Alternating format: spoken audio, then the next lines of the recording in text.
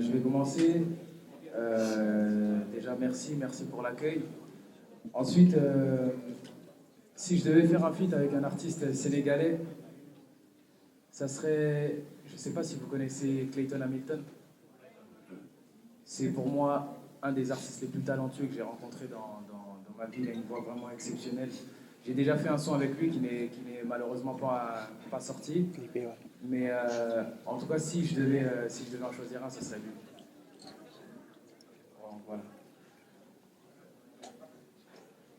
Concernant le clip, le prix à payer, qui a fait énormément de bruit, qui a fait énormément de parler, il y a eu beaucoup de décryptage, etc. Donc je vous rassure, c'est purement c'est une métaphore, c'était une façon de retranscrire le show business.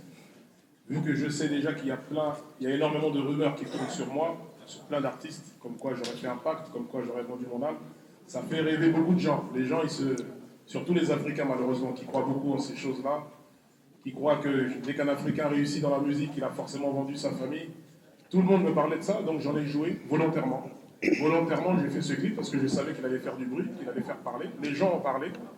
Et donc quand j'ai fait ce clip, ce sont que des images. Pour les gens qui savent décrypter les choses, vous comprendrez que c'est que des images, c'est que des métaphores. C'est-à-dire que ça se traduit comme un tableau, comme de l'art abstrait.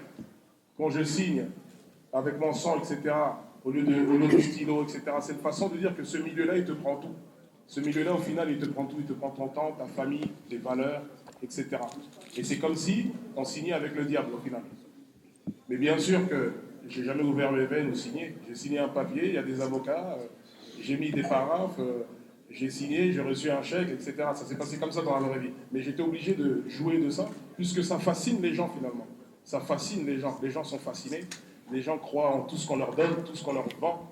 Et j'en ai joué et je trouve ça aussi dommage, parce que c'est une mentalité très africaine.